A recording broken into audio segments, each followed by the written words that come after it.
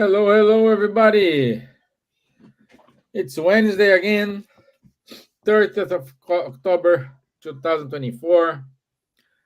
We are very close to Halloween. Halloween is tomorrow, trick and treat. I hope you have your sweets already ready. And today's topic it is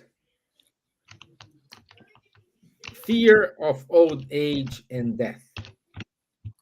Why human beings are afraid of it. So it's a good talk, good discussion. And if you have any questions, if you have any comments, please put this in our comment box and we will try to address your questions here. Okay, so first things first. Good evening, Miss Gibbons. How are you, my dear? Good evening, Stevan. Hello, Charles. Good evening, everyone. Nice to be here with you. I'm very well now. I had a few days that I wasn't so good, but I'm fine now. And I hope everyone is well. And we enjoy the conversation today, which is very interesting.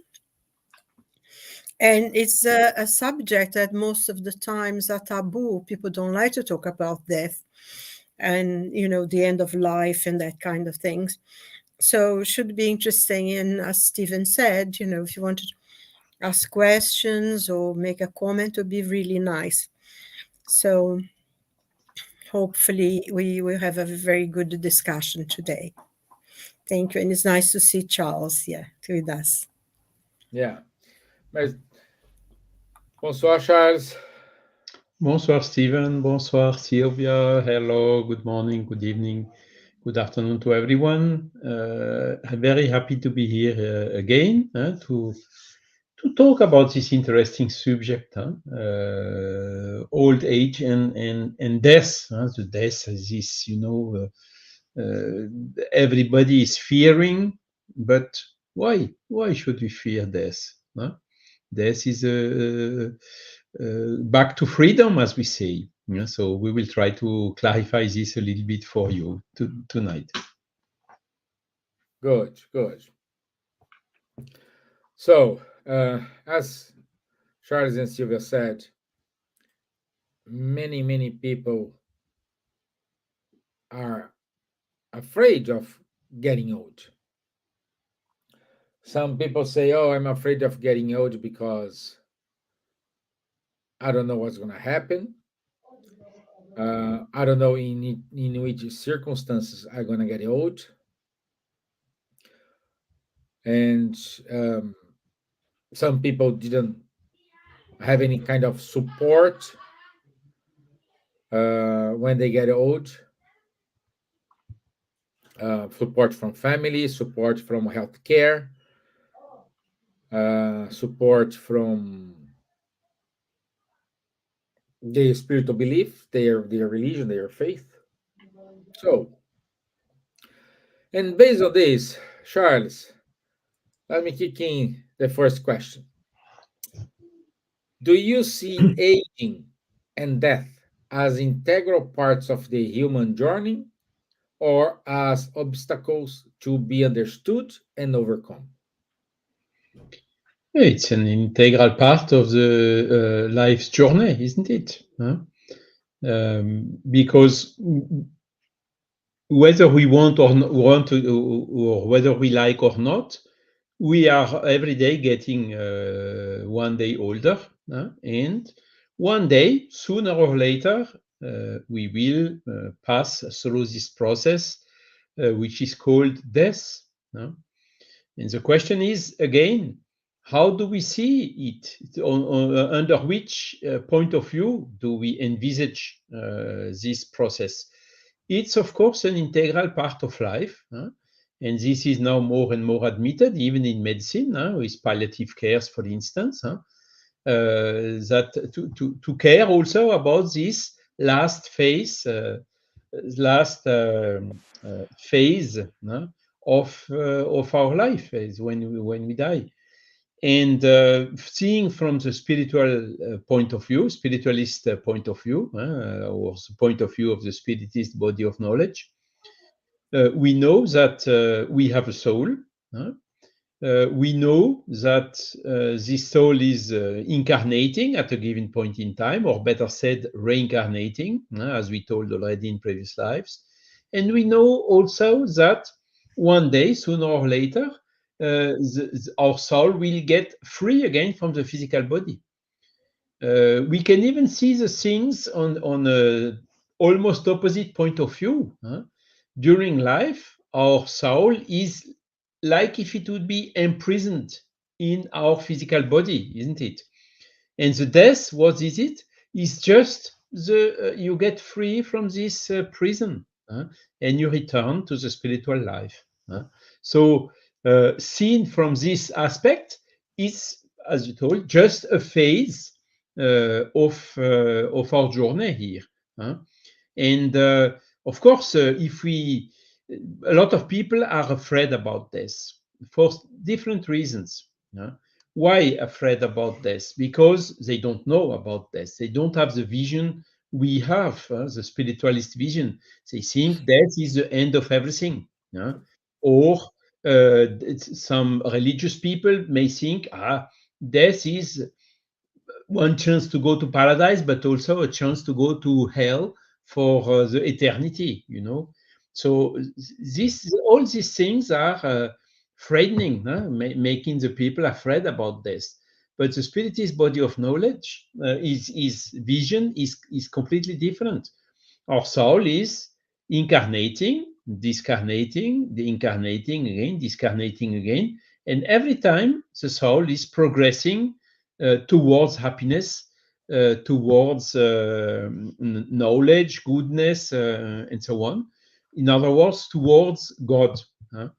And seen from this angle, we see the death as just, as you tell, one phase or one step of this journey.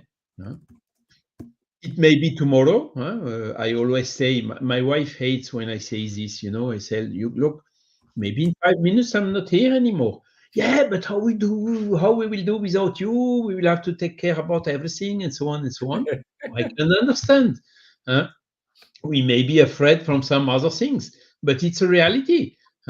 If you have a stroke here or wherever, in 5 minutes, it's finished. We are not here anymore. So we should be ready at any moment for this journey, isn't it? And the fact that we know, of course, it's a separation from the beloved one, at least temporary separation, but also encounter of other beloved one we were separated just before. So you see, there is a lot of arguments to understand better what's happening at that moment, to prepare ourselves or to live in the best way to foster the evolution of our soul without being haunted or afraid about the death, and working on our betterment intellectually and morally. And that is the best way that will ensure the day we will have to make this journey back to the spiritual world, that we go there with a clean conscience and in the smoothest possible way. Okay. Some other people are afraid about suffering. Yes, of course, suffering is something, but medicine has progressed a lot in alleviating suffering. I was talking about palliative cares. That is really what I personally would like to benefit from palliative cares, because everything is done to have the thing, to have this process as smooth as possible. Fighting against the pain, but not fighting against the life, leaving the process flow naturally, because there is a trend also sometimes to shorten a little bit this duration, because it's cheaper. So you see already financial arguments. But my position that I made very clearly in my In France, we can do a document where we solve anticipated directives. What we want when we are in such a situation where we are close to death. And there I write very clearly, okay, to receive some remedies to alleviate the pain, it's okay. But high dose sedatives or whatever to anticipate the death, I don't want. I want, please, let to my soul the necessary time to separate from the physical body. That's only what I ask, you know. So based on this, nothing to fear. Okay, I'm ready. If it should be tomorrow, it's tomorrow. If it should be in 10 or 20 or maybe not 30 years, because it would be a little bit too much, but who knows? It will be in 30 years. But no, absolutely no reason to be afraid of it. Excellent. Very good kickoff. And I want to say good night, good evening to Rodrigo Ortega. He's with us on our comments, watching us on YouTube. Also, Riala Rom. Thank you, Riala. Realia. And Rodrigo wrote, we fear everything we do not know. Once Spiritism clarifies our spiritual nature and immortality, fear of death reduces substantially. So, I want to take advantage of this comment from Rodrigo, Ms. Gibbons. We know a lot of things that Spiritism brought to us regarding to how it is the spiritual world. But I think the fear, the process of dying is still a question mark. How it's going to happen, in which conditions are going to die, in a very bad disease, in a hospital, in a car accident, in a heart attack. So I think this is still a question mark. Unfortunately, we do not have any answer yet. Uh, how do you think Spiritism teachings make this more easy, more okay? Let's accept, even though I don't know, I need to go over it.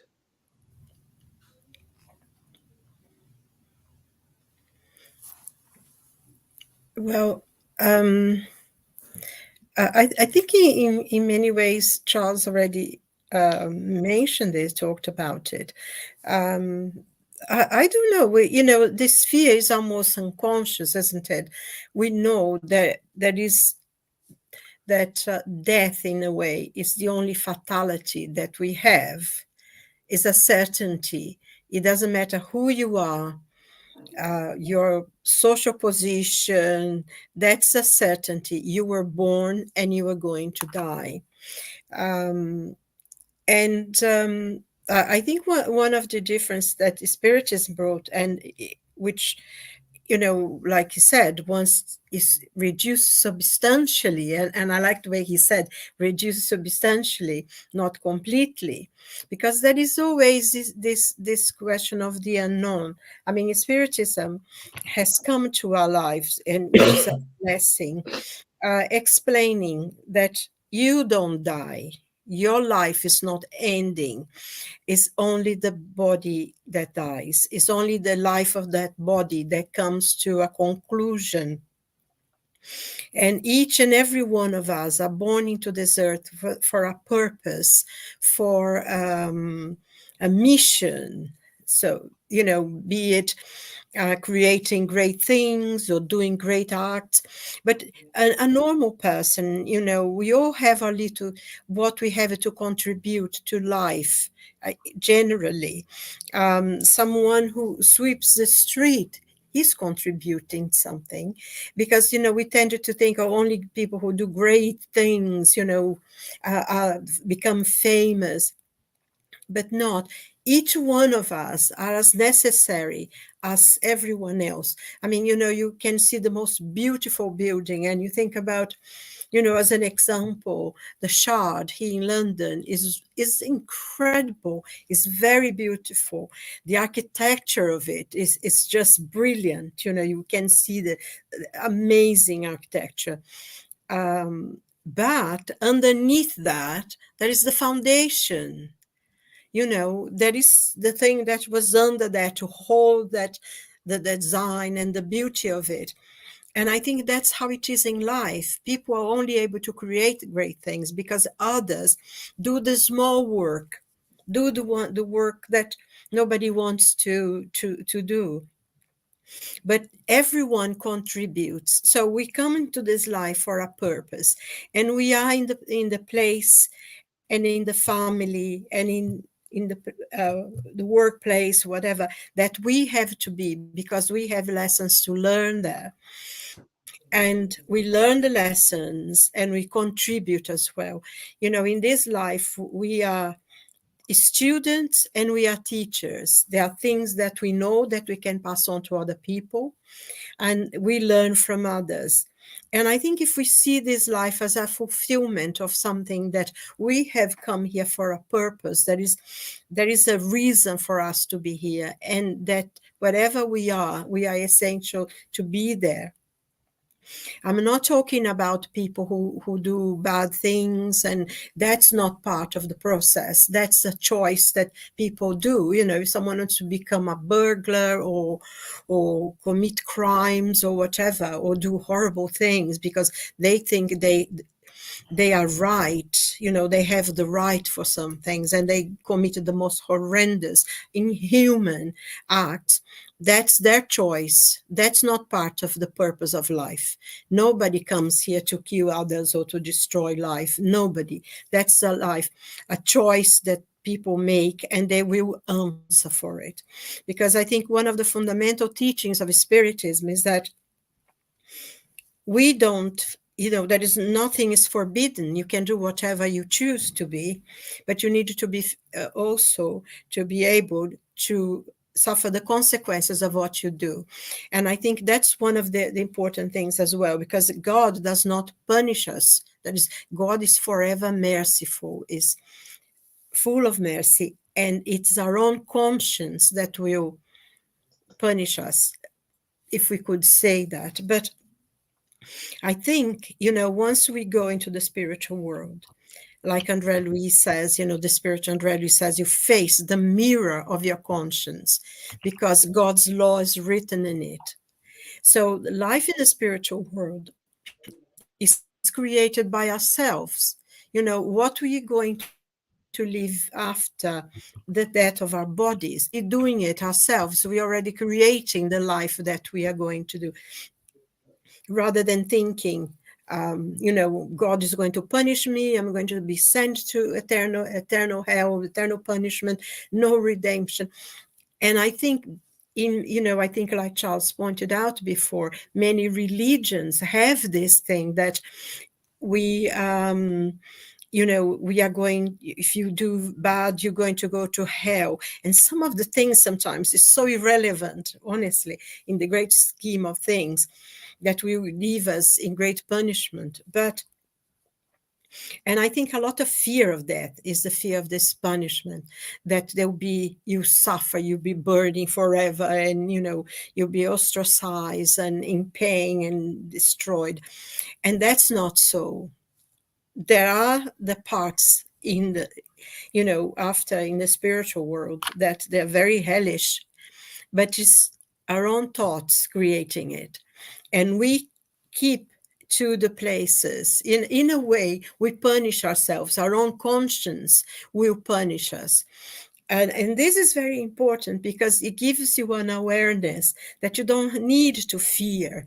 If you have a life that is good, that you help others, that you take care of your family, of yourself, you are kind to others, there is nothing to fear of going to the spiritual world. Although I think one of the things you asked as well, Stevan, is a question of the fear of the death itself, isn't it? And I think one of the things that Spiritism teaches us is death It's very easy. It's just our body's closing down. It's just finishing. It's like a car, run out of petrol, or something is not working properly, and there is no repair anymore. Being repaired before, but it's no repair. And that's it. It's a machine that stops. I think the process of discarnation, that's a longer and is a more, is the disconnecting of a spirit, our spirit and a spiritual body from that physical body. That's a longer process as well. I think one of the things as well that you both mentioned is a question of fear, of pain. And that's really something very difficult. And, some people do die in a very difficult condition. And I think, even that we shouldn't fear, because in the great scheme of things, we actually ask for it. And that's one of the things now. I mean, here in England, the new government wants to allow that people have assisted dying. And because a lot of people fear that they are going to suffer, they're going to be in pain, they don't want to be left there or whatever, and that's a great fear, and they prefer to be helped to die, to kill themselves basically. And I think that's such a horrendous thing. It's really bad, because if we understand that maybe at times, at the very last moments of our life, of a consciousness in this life, is when we make all the difference, that of when we come to certain conclusions, certain learning, certain forgiveness to others, or whatever. That moment is crucial for the future that we create for ourselves.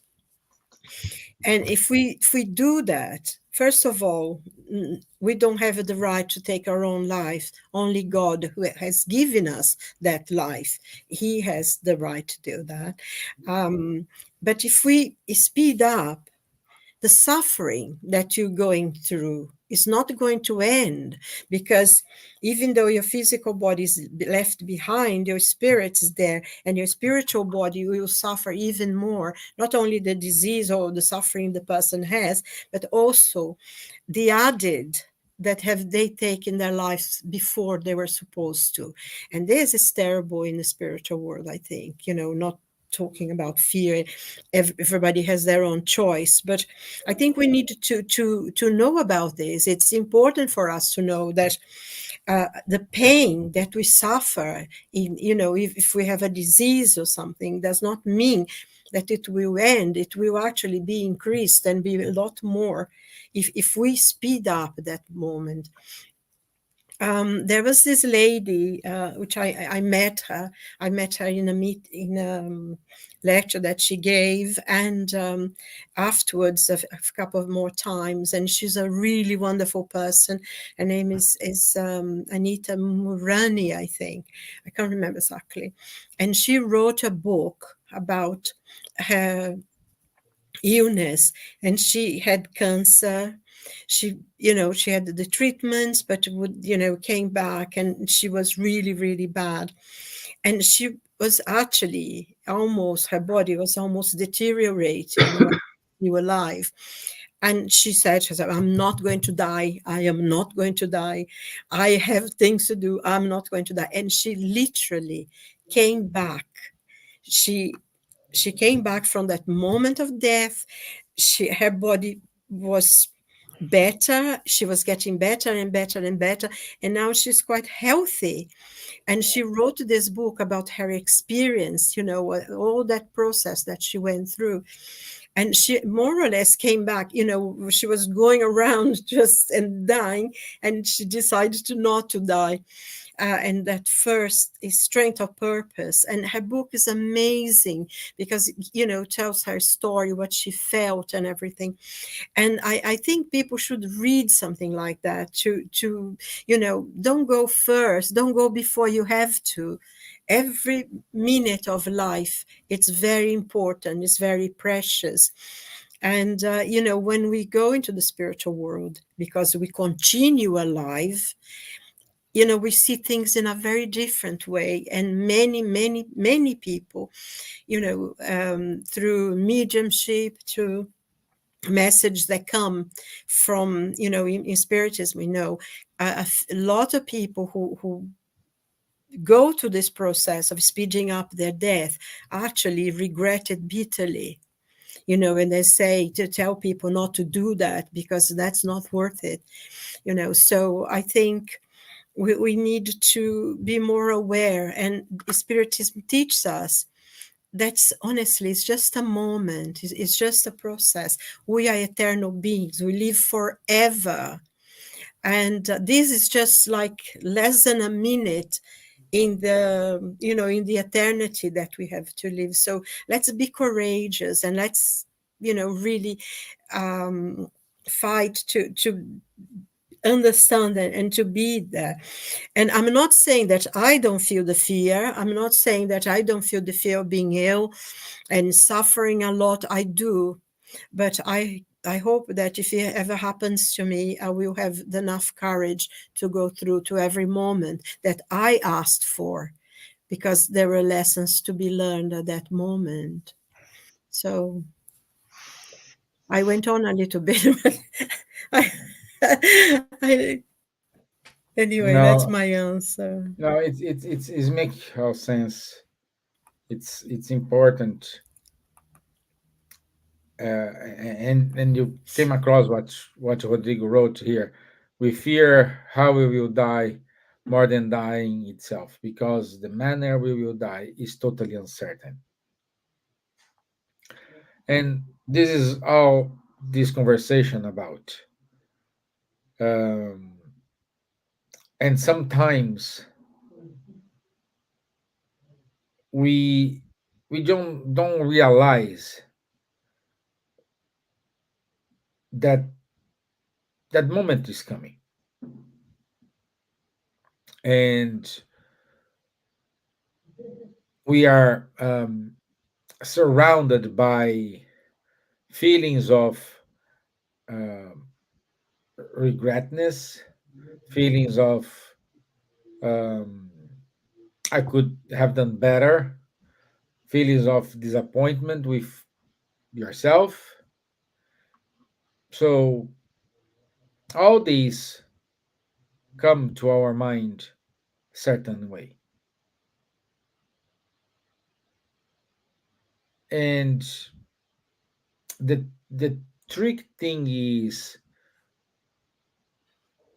why sometimes we care about our faith, we care about what's coming next when we are old, instead of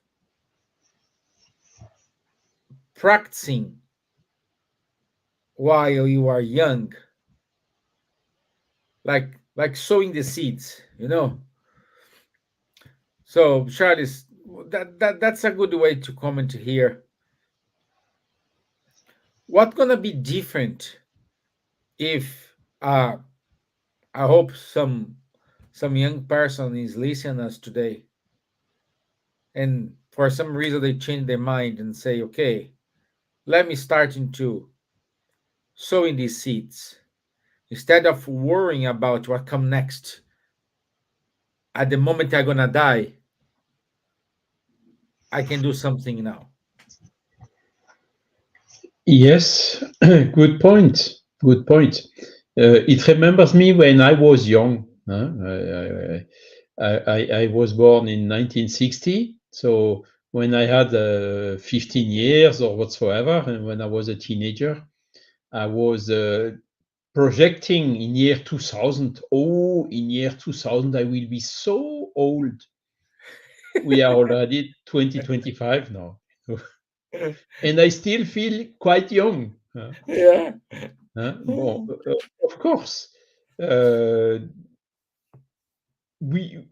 from the point in time we understand what is the purpose of life, what is the meaning of life, why we are here living. That's a key point to understand. Are we here to work like a workaholic, or to just gather a lot of money and spend it like crazy or whatever? Are we here to fear and to worry about, okay, when I will die, will happen this? No, no, no. We are not here for that. We are here to progress, to learn intellectually, and to become every day a better person, and to work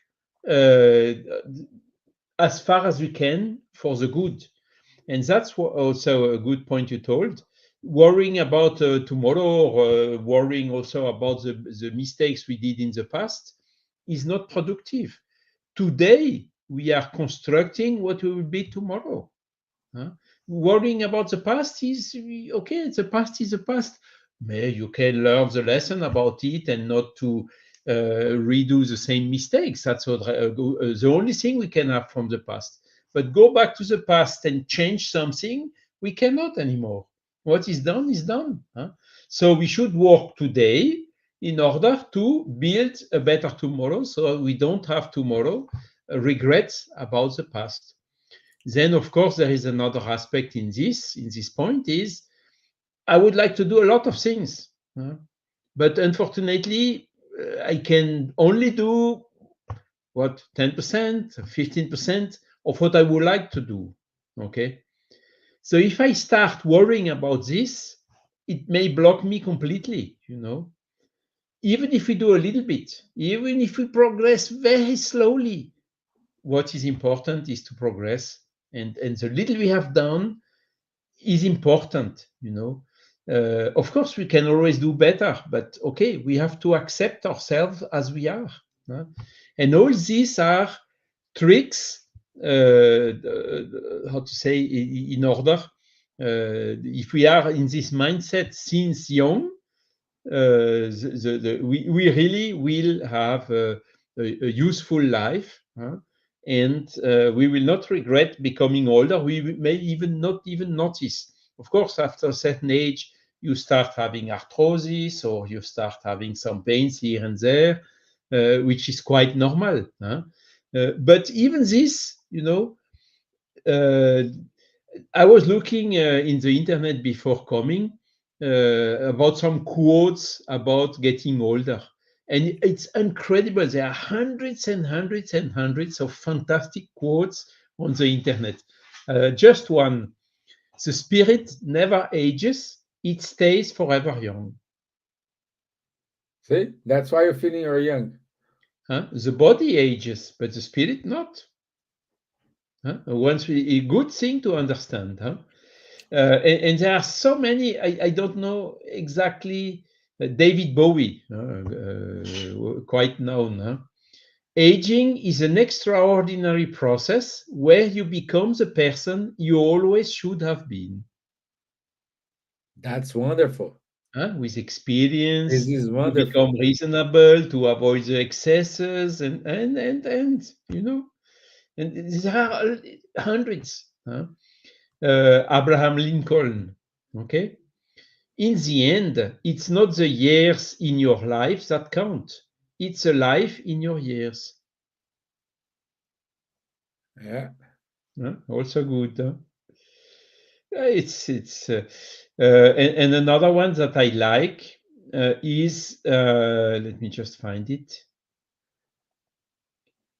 This is a more, how to say, poetic one.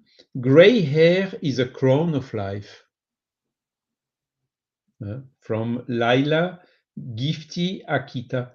And there is one, but I cannot find it. There are so many. Is as long as you keep learning, you keep young.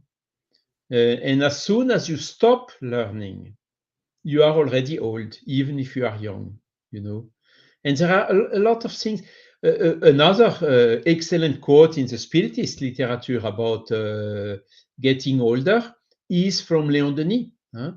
In his book, The Big Enigma. I think it exists in English, isn't it, Silvia? Yes, we do have. The Big Enigma. In this Big Enigma, you have the third part, section Yes, it is 15. in English. Voilà, the circular law. And there is a full part about older people. And Leon Denis is absolutely also wonderful on this. He wrote it when he was already past, he already passed 60 years. And he's quoting also Chateaubriand, the famous French writer. And he was saying, there are a lot of old people, but few senior people. It's another way to see, because I see it even in my professional life, it's finished now. But when you get older, you have a lot of pressure.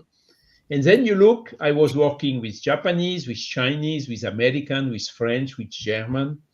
And I was always admiring the Chinese people.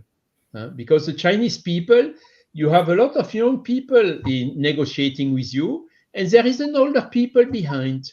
And as soon as there is a decision to be taken, all the young people look to the older one, and the older one just says this or this, and then it's yes or no. They give a huge value to the experience of the older people. Whilst, unfortunately, the American, when you are over 45, you are already a has-been. Of course, we should never generalize those things, but it's a way you face this, the way you value the senior people. You can learn a lot, and this is right now being discovered in France as well, where they often prefer sometimes to have an older people mixed with young people, because he's the best teacher, he has the best experience, he has patience, a lot of qualities that are bringing a huge added value into the company. Yes. So it's just a way to see. And in the Spiritist body of knowledge is, of course, you have the experience of life. You know what works, you know what is not working, and this is sometimes challenged. No, because the old people, it will not work. They come with their experience, so they are blocking all the new findings, or how to thinking out of the box. They are not capable, and whatever. Okay, it's just this, how do you see it? The best view at the end is still to have a mix. Yeah. And that's it. I mean, the best quote is the one of the spirit. The spirit does not age. It's only the body that ages. The spirit is progressing. Okay, so the spirits, the more you get older, the more the spirit is progressing. So the better, in fact, you are. You see. So there are a lot of reasons to see the old ages as a huge opportunity. Even if we are younger, to see in older people huge opportunity also to learn, because they like to share. Generally, they like to share their experience, and as young people, we can learn a lot about it. Give another personal example. I had a grandfather. I wish to everyone to have such a good grandfather as the one I had. Okay, he was really how to say, a saint, or I don't know how to say it, but I learned so many things with him. He was so kind with me. Of course, he had some how to say, strong ideas. He was Catholic, so he loved when you went to the church. Of course, I went there because there was always afterwards a reward, and I was looking to the clock during the the ceremony, But even so, that helped me a lot to be what I am today. So don't how to say, undervalue the opportunity you have to learn with older people. Yeah.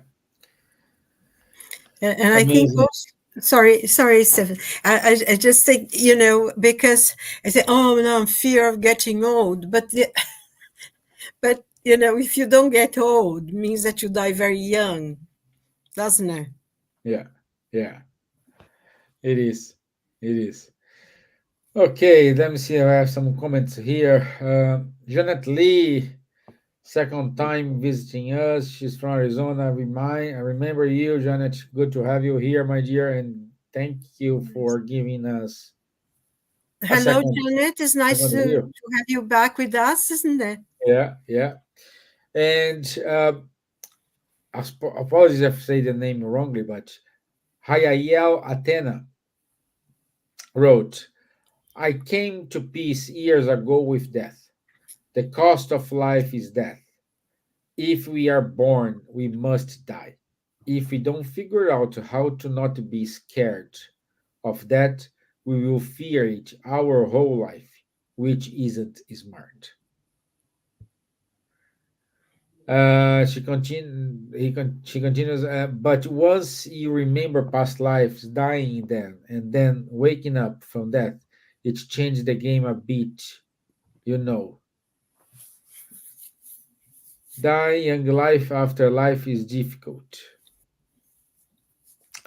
Yes, yes, so we needed to live in peace with death. And I think, I don't recall now if it was Charles or Silvia said that, unfortunately, we grow up with a scene that dying it is going to hell, burning, suffering is even though the spirit is, oh, you're going to lower zone, you're going to stay there, you're going to suffer, That all doesn't. these, it doesn't help. It doesn't help at all, as dying is a normal process, like the leaves in a tree. Every spring they come out beautiful, they do their job. In the autumn they fall. They did their part. Same thing for us. But the tree remains there, solid and ready for the next flourishing. So, my dear Silvia, so I cut you. So, Um, I I think what Charles was saying it's very important because I think we're living in a society now that doesn't value people of age. yeah, Actually, funny enough, I was talking about this to someone today. All that experience that you have, or all the knowledge that you acquire, in many the culture in the Orient and. In many cultures it was, once you became an elder, it was something very special. People had, you had a dignity, people would come to you for advice and everything. And unfortunately, in the society that we live now, the idea of being young and, looking young and being young, and it's very much into the culture. And I think one of the greatest problems that, as you grow old, is that you feel that you're not useful anymore. And, the consequence of this yeah, trying always to be young, you feel not useful. And, like Charles was saying about his grandfather, I was blessed to have a wonderful grandfather and a wonderful grandmother, and the best times of my young days, I lived with them, and my grandfather taught me so many things. I planted trees with him, papaya tree, I remember, and we ate the fruit that, the tree he taught me how to plant, which was wonderful. I mean, when I look back in those days, it's such an incredible joy that I have, my goodness, how wonderful that was. And my grandmother teaching me to cook and doing all things.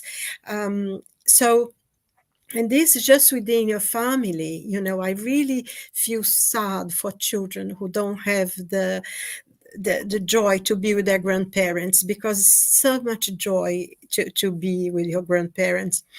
And And I love talking to people, old people. I mean, they say old people, I'm old people now myself, but they have so many stories. I remember this lady I used to know.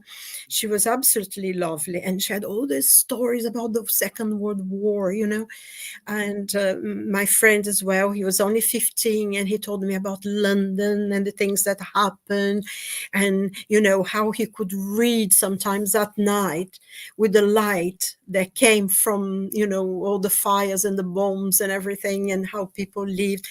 And even in the middle of that nightmare, they still could find some joy.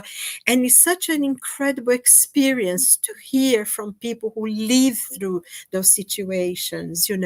And I mean, we didn't live through something so tragic, but our lives are very rich. We've learned so much. I mean, say for instance, in the last 20 years, from when I was born and I was growing up, when I was studying, I had to go to the library, to get the books. Now I just click my phone and I have all the libraries in the world at my fingertip, which I find absolutely wonderful. So everything, can talk to people, just pick up the phone and you talk to someone on the other side of the world. There's so many things. So we do have this experience, and I think people who are young should really sit down sometimes and talk to someone who have the experience. And I think we really should encourage people to talk to each other, because make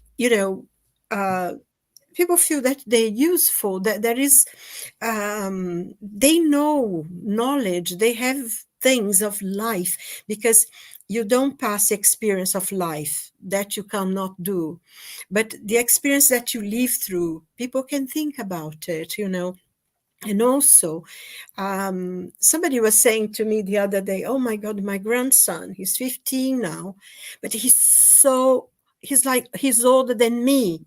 you know It's so funny. He's older than me. He seems so deep, and he thinks things so, profoundly, and how he discusses things. And I think that's one of the points, because we are old spirits, all of us. You may be in a young body now, but you had many, many, many lives. I think Hayao talked about past lives. And we have, this is a new life. That's the person we are now. But we had many, many lives, and we still are going to have many, many lives. So, whenever I used to run upstairs myself, I remember going sometimes to work, and I was always running upstairs, running downstairs. And then I think, why? I mean, I go down anyway. Now I hold down to the side. But I get down anyway. I don't have to run. You get more wise about things. You spend your energy in something different, and this is all part of the process. Getting old, of course, you don't do things as fast, or you can manage to run or do things, but you can do lots of things. And I think one of the things that we have now as well, that I find absolutely wonderful, is that old age doesn't seem to hold people back anymore. Because, before you used to think, oh, you're old, you can't do anything. And if you see people like Paul McCartney, who's like 82 years old, and he's still on tours. I mean, Yeah. he's traveling around the world singing for 2 hours, and Mick Jagger is still dancing, and you have all these old pop stars, you're still singing, you're still going in gigs and stuff. And why should we fear it? We can do things. And I think both of you said something about being old is, well, how you feel.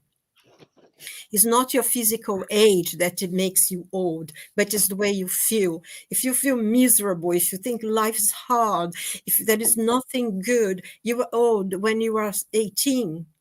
But you can be 70 and you think, oh no, life is good. There is always something positive to learn. There is always something new to learn. There is always something that I can contribute to something. And you're young inside of your mind. It's not the age of your body who makes you old. It's the way you are, it's the way you behave. Be more flexible, reach out. Try to talk to young people. Say, oh, in my day, it used to be like that. Yes, but now it's different. And I think for the people who are young, also open up. You can learn something from these old geezers who's already past it. But we never really pass it because our spirit is eternal. That's just a point, isn't it? Yeah. So I that's one of the things for I me. tell a story. When I don't know, I think my second, third year here in Ireland, everybody knows I came from Brazil, and I was here, and my boss at that time called me to join him to an interview. Two two guys, one young guy and one older guy. The young guy had PhD, MBA, all these diplomas you think, like almost 30, 32, 33 years with a lot of his curriculum, his academic curriculum was impressive. And then the old guy, just bachelor's degree, one other course.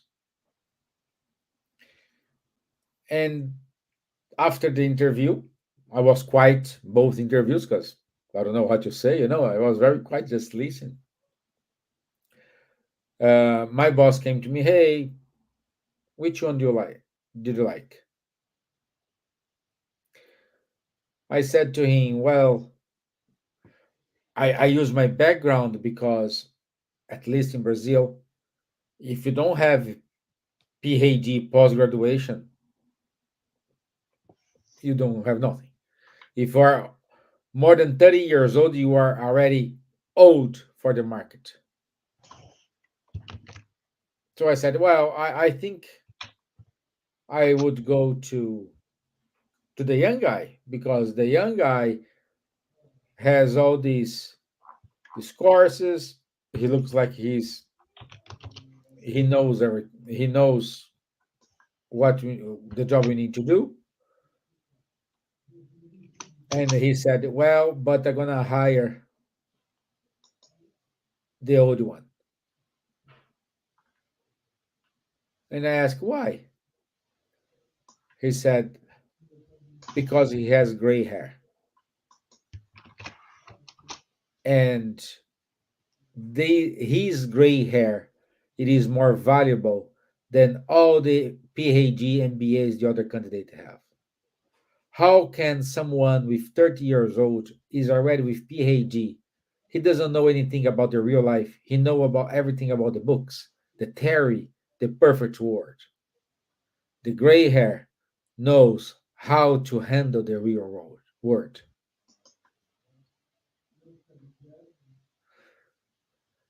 For me, was a wonderful lesson because it was totally different from the background I came from.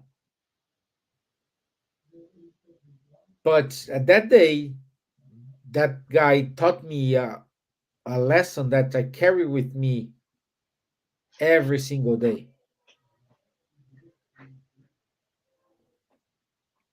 So that's value on it.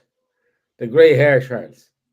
You said you retired. You retired professionally, but you didn't retire in your workings. Like you are working so hard on the spiritism. You discover a lot of things about the spiritism these days since you are retired. You know. So and also Silvia going through different experiences. So people think like, oh, let's give it to the those cheap countries. They are putting everything in cheap countries. They discover no. Sometimes I needed three people doing what she was doing by herself in 2 hours. You And I'm know, still working, I'm still working, exactly. You and I know, enjoy it. I enjoy Eh, sitting, laboring. I find it really nice. Let me take another quote. The trouble with retirement is that you never get a day off. Exactly.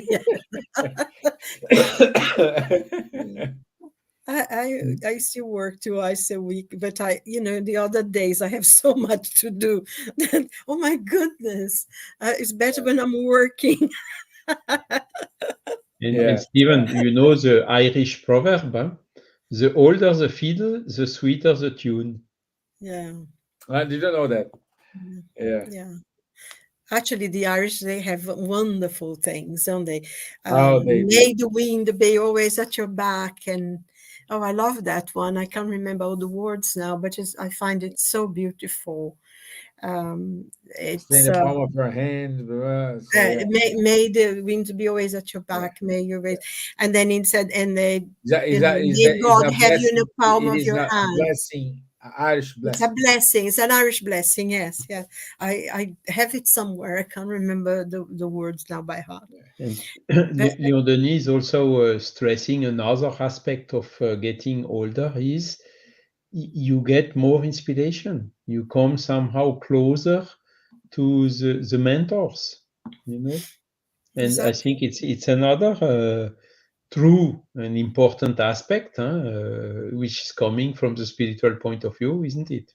exactly, yeah. And Yeah. also because once you get older, a lot of worries that you had when you were young, you sort of more calm about things. Mm. You have already lived through a different, you're more relaxed. Serenity. And so you have time to meditate and be inspired. And I think the point that is not age that makes you old, but is how you feel. Yeah. Yeah. If you Yeah. motivate yourself to learn music, you nowadays you can learn an instrument. This friend of mine, she's in her 60s, and she's learning the piano all by herself. So she bought this thing in Lido, I think it was an offer, and she sat there, and she's playing. I mean, she's learning to play Schumann, for crying out loud, and she's doing it, and it's wonderful. She was really something she always wanted to do, and she was young and couldn't manage, and now she's learning to play the piano, and she's doing it really well. So there is so much to learn to do, and just appreciate the world, really. I find being grateful. I think one of Yeah. the things that really holds us is being grateful for our lives, for our friends, for our families, for the experience, and even the difficult things that are hard, because life sometimes can be very painful and very hard. But even those, everything must pass, everything pass, and we learn, and we have to be grateful because it makes us strong. Not what kills you, make you stronger, doesn't it? Oh yes. Said that That, in his that, book, that. Como. Okay. So our time is up. Yeah, gosh. Good. Good discussion today. Let me share here our next topic. It'll be November then, isn't it? My It goodness. is. Few more weeks and it's Christmas. Oh, I love Yeah. Christmas. It's the best time of the year. Okay. 6th of November. Why do spirits need to reincarnate? Why do spirits need to reincarnate? That's our next topic for 6th of November. So we do have the European Spiritist Congress, um, 29th of March 2025 in Switzerland, in Zurich. Read the Spiritism magazine. It's free. Just go to spiritismagazine.org and keep listening Kardec Radio. And this is from us today, my friends. Thank you very much, And Louvier. also, next year, we will have the Congress of Joana de Angelis here in London. So send you the thing. So, Yeah, send me the things that it will be post. really special. Yes, Next yes. September. Oh, good, good. So thank you, Louvier. Thank you, Janet.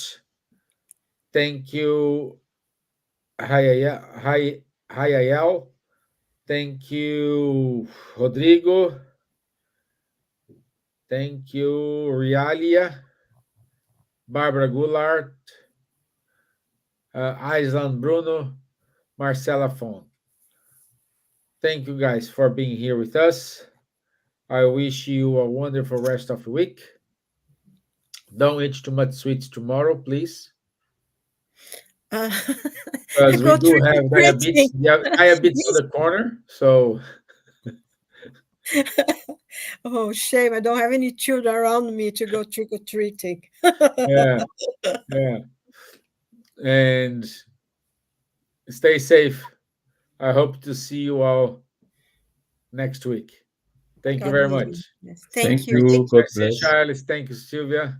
Thank you very much. And it's life. Thank you, everyone, for being with us. And God bless.